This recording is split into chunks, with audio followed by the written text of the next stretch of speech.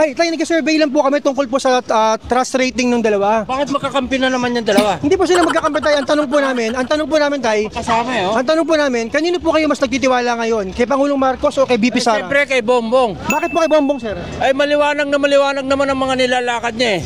Alam niyo po yung mga maliwanag ang nilalakad para sa Alam niyo po yung mga maliwanag ang nilalakad sa Lakad niya eh. Alam niyo po yung mga Pilipino. Yan, klaro. Maliwanag po ang nilalakad ni Pangulong Bongbong Marcos. Sa araw-araw, lumabas man ng bansa, umikot man ng bansa, maliwanag ang nilalakad niya. Sabi ni tatay yan, maliwanag ang nilalakad niya para sa mga Pilipino. Nakikita niya na ang ating mahal na Pangulo ay nagtatrabaho para sa mga Pilipino. Pero yung iba dyan, na mga bangag, na mga digong supporter, yung palaging hinahanap nila, bigas, 20 kilo na bigas. Kumain ka ng tae. Wala kang pambiling bigas, nakaupo ka lang eh. 'Di ba? Nakadi-4 ka pa. Paupo-upo ka lang, tapos magrereklamo ka, mahal yung bigas. Hindi ka nga nagtatrabaho dahil tamad ka. At least si tatay nakakaintindi, 'di ba? Malinaw yan Alam niyo po yung mga ginagawa niya? Lalo nung pakipaglaban doon sa Philippine Sea. Opo. 'Di ba? Opo. Tama. At least nakita nyo naman pag may issue doon sa West Philippine Sea, ang Pangulong Bongbong Marcos natin may salita, may gawa, 'di ba? Pero si Sara, no comment. Naputulan na ng hinlalaki yung isang nakabantay doon. No comment. Pero sabi ni Sara, mahal ko ang mga Pilipino. Nung naputulan ng daliri yung doon sa West Philippine Sea, no comment. Nung binaha dito sa Metro Manila, andun sa Visayas, binaha na naman sa Davao, tumalon sila ng Luzon. May baha sa Davao, iniwan yung taga Davao. May baha na naman. Concert muna, Taylor Swift.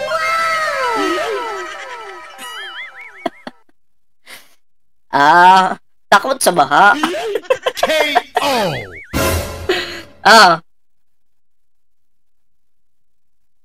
Maalala itong mga ginagawa niya. Nung araw, galit ako sa amin yan eh. Pero ngayon, kakampi na ako. Ganun po? Nakita ko ng tama. Binoto niyo po ba siya? Hindi ko nga binoto yan dito. Pero ngayon, botong-boto na ako. Kaya lang, Nakita ko na sa ginawa niya. Tay, paano po yan? Tawag dito, di ba maraming mga sinasabi sa kanya? Bangag daw, binumura siya. Ba't ka maniniwala ron eh? Ang ganda-ganda ng ang mga bangag, yung hindi tama ang mga palakad sa gobyerno. Yes, katulad ni Digong. Dahil bangag si Digong, nagpagawa ng tulay, umuuga-uga. Ang hirap kaya kung bangag ka tapos magpapagawa ka ng tulay. Floating ka nga eh. Dahil floating ka, yung tulay mo, pag dumaan ka, para ka rin magfo-floating. Gusto ko kasi floating ako. Alam mo mga kaibigan, gusto ko kasi maging floating.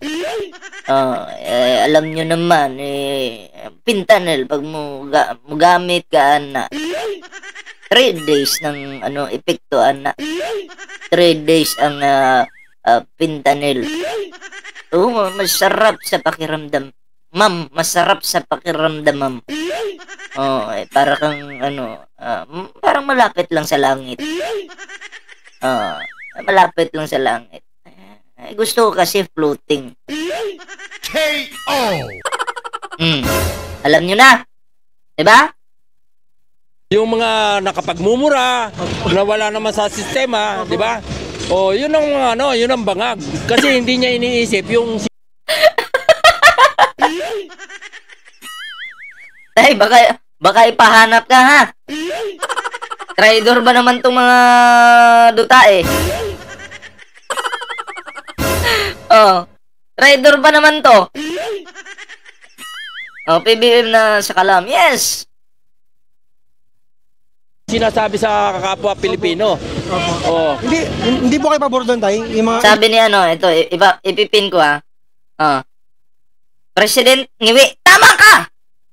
Tama ka! Ngiwi ang ating presidente. Oh, ayan. Pati ang ating mayor dyan sa Davao, ngiwi. Tama ka! Ngiwi talaga ang ating presidente.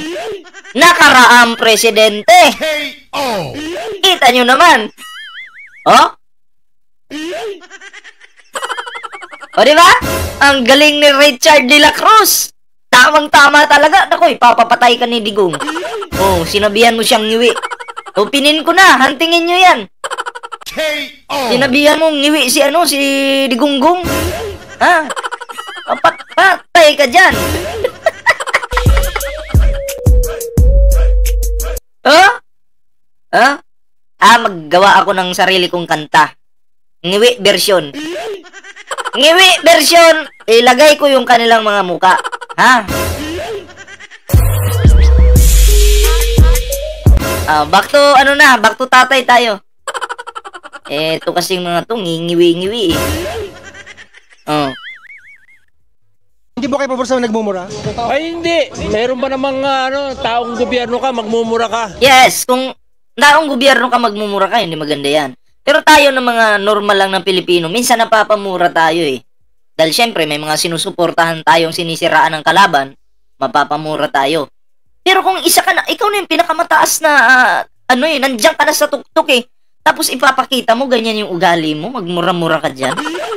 Hindi po bagay sa presidente ng Pilipinas na magmumura-mura ka. Papangit. Magiging tae ang bansa pag ganyan yung ginawa mo. Diba? Ito nga tanggap niya lahat kahit na anong i-akusa sa kanya pero wala naman silang patunay. Hindi po siya nagmumura, no? Oo, kasi binabaksak lang naman siya eh. Yan ang Pero totoo. dati hindi niyo siya binoto, tay. Pero ngayon gusto niyo na siya. Oo, talagang totoo yan. Nakakagulat po yung pinsahe niya, tay, Ito, binoto ko nga yan eh. Pero ngayon, hindi ko na binoboto yan eh. Pag si BP Si Sarah hindi na iboboto. Sara tumakbo sa 2028 presidential election, kumandidato ng presidente, iboboto mo ba siya? Nako, ilalaban ko lahat ng pustahan ng mga kung ano meron ako ngayon. Dapat hindi na manalo yan. Hindi, Sara. Oo.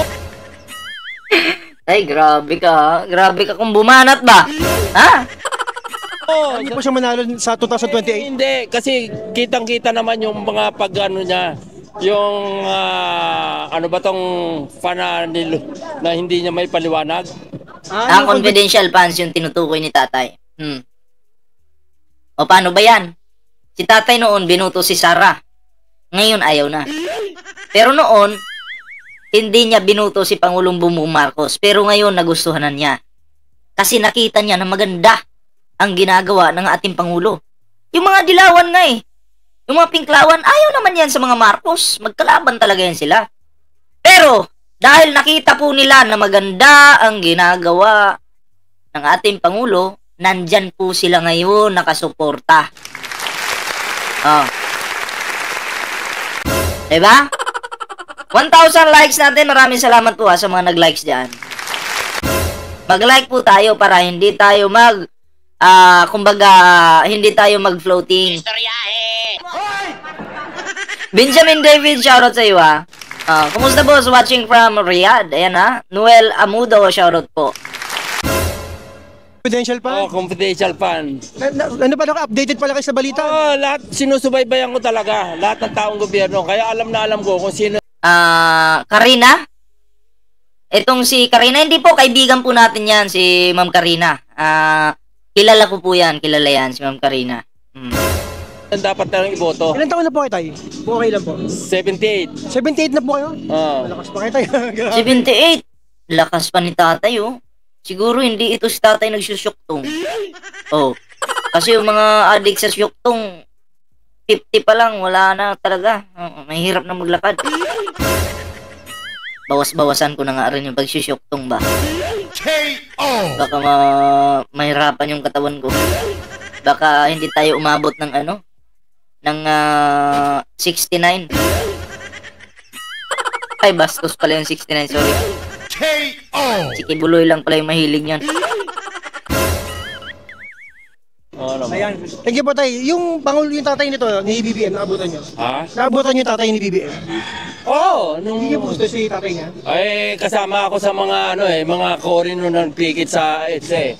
Oo. Ibig sabihin, hindi po kayo Marcos talaga? Original? Ay, hindi. Galit po kayo sa kanila dati? Doring, shoutout po or Joring, shoutout po sa'yo. Oo, dahil pangita naman nagkaroon ng hanggang ngayon nga di ba siya ang diktador, lumalabas na diktador. Sino po? Pero, si yung ama niya. Pinapin po yung sinasabi niya. Oo. At yun naman talaga ang pangita. Kaya lang, Yun yung balita. Balita lang yun. Diba? siyempre, yung anak, hindi naman lahat ng anak nagiging pareho rin ng ama Di ba? Ang ibig niyo po sabihin, Tay, kung gano'n ang nangyari kay tatay niya, sa kanya po, naiba. Oo naman. Kaya Di po ba naniwala ngayon si Bongbong? Nakakatawa naman po yung comment niya, Tay. Yung mga salita niya, nakikita na. Disente po, magsalita, disente. Oo, siya, yung edukado. Gentleman. Opo, edukado. Edukado. Gentleman, opo. Oo. Nakakatawa. Thank you, Tay. Sige, salamat. Salamat po. Ano pangalan niyo, Tay? Totoy lang ako. Naku, huwag mong sabihin yung pangalan mo, Tay. Hanapin ka ng DD Sheets. Dapat secret lang natin yun. Oh. Kung tawagin dito. Totoy ng Bacoor. Lambakor. Thank you po, Sir Totoy. Sabihin dun, may kilala po ba kayong tutoy ng Bacoor? Wala po, ma'am. Wala po, sir. Wala po. Tutoy ng Bacoor ba? Wa kakaila. Kasi gatik-atik diya ba? Na ako'y dere. Na ako'y watergan dere. Tutoy ng Bacoor ba? Asa man ang balay niya. Oh. Tay, pag i-interviewin kayo ulit, sabihin mo na lang, dotae ng Bacoor. Gamitin mo yung pangalan ng mga tae. Diba? Asarin mo lang sila. Ganun lang. Eto na, isunod natin to. Naku po, si Sara Duterte ay talagang tagilid ngayon. Dahil ito po ang nangyari. Panoorin po natin.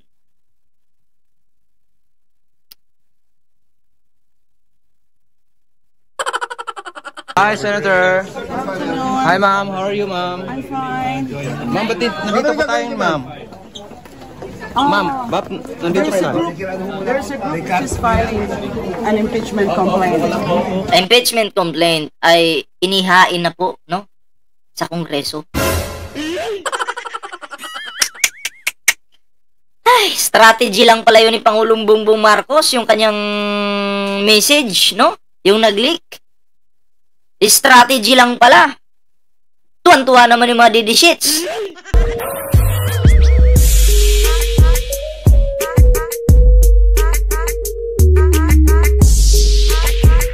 Tuwan-tuwa, sabi ng mga DD Sheets, yes! Natakot si, Marcos. Hindi kaya si Sara. Nahulog kayo sa bitag. Strategy. Kumagat naman kayo.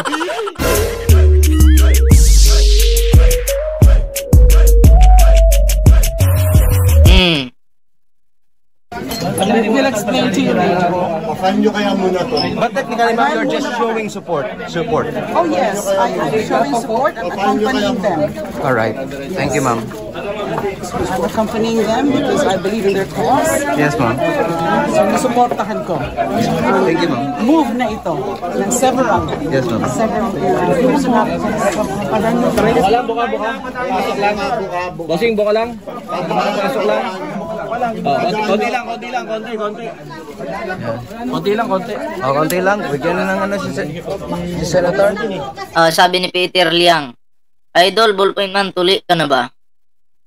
Ayan po yung mga miyembro ni Kibuloy, gustong tsumupa, pero hindi po pwede. Ang papangit nyo At hindi ako pumapatol sa mga kulto. Si Kibulok ang tsupain nyo. KO! Ito, isunod po natin ito.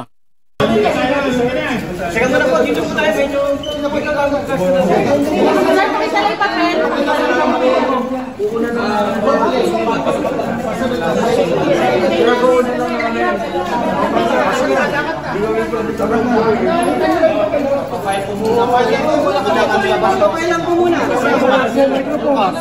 Oh, kita nyo yan. Oh, viral yan ngayon. Impeachment para kay Sara. Si Sara Duterte ngayon pinagpapawisan na ng malamig. Oo. Ano, hindi na makatulog yan. Pag ito ay matuluyang ma-impeach na si Sara o matanggal sa pagka-vice president, diyan na magsisimula ang problema ng mga Duterte. Patong-patong na kaso ang kaharapin yan. Diba? File copy na lang yung picture, yung pinapapalitan. DC Durante, shoutout po.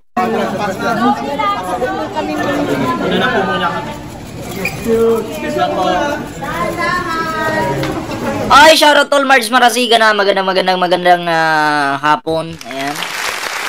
At syempre kay Rod Jameson Notario, shoutout. Shoutout din kay Bing Sanggawa. Ayan na.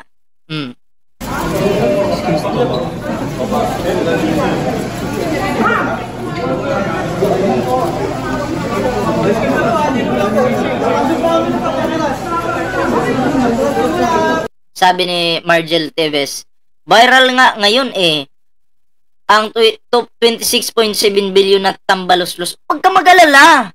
Sa inyo lang viral yan. Yung mga gawa-gawa ninyong kwento, sa inyo lang viral. Sa utak ninyo. Pero sa mainstream media, hindi pinag-uusapan yan. Oo. Umikot na yung gulong Umikot na yung gulong. Nasa ilalim na yung mga Duterte. Wala na sila. Tapos na sila dito. Diba? Kung noon, maangas at mayayabang sila, ngayon, basang sisiw na. Hindi na po sila agila. Basang sisiw na. Umikot na yung gulong Diba? At paglipad ng gulong yan, lilipad ngayon yung gulong. Masyushoot yan ngayon sa inidoro. Doon sila babagsak. Lalo silang malulunod at mafa-flash. Pag na-flash sila, wala na. Kaya galingan nyo sa 2028. Yan na lang yung pag-asa ng mga Duterte. KO!